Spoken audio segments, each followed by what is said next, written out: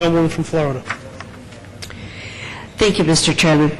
Mr. Chairman, we have a problem. As every American in this chamber knows, America is facing unprecedented trillion-dollar deficits, a ballooning national debt, and steadily growing entitlement obligations.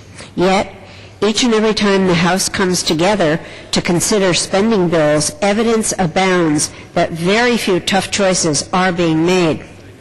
As I'm sure my colleagues will readily agree, never in the history of Congress has there been a line item that at least one member did not support. There has not been a single program that somebody didn't think was worthy of the taxpayer dollars.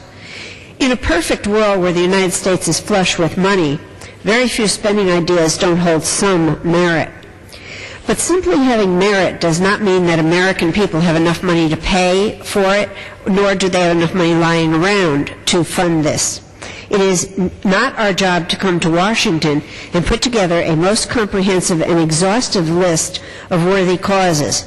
Mr. Chairman, it is our job to make the tough choices, and that means denying resources to something that somebody somewhere thinks is a good idea.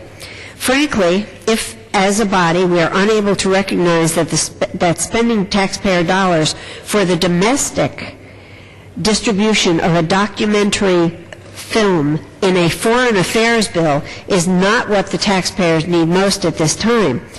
If this is truly a choice that's too hard for us to make, then I think we owe it to our constituents to take a good long look in the mirror and decide what we are really here to do. Some will probably point out that striking the authorization for this film is not important.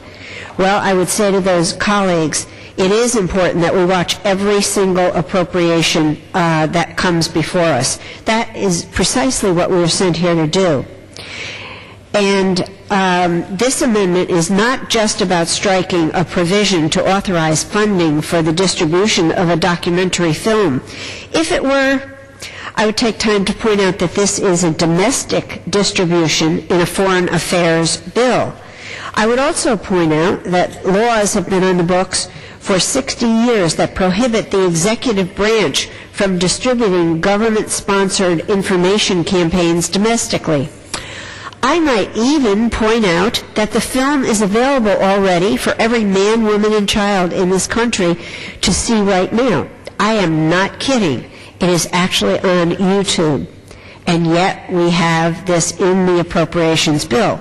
The point is, Mr. Chairman, that the American people, those who voted for us and those who voted against us, all of them expect more from this body.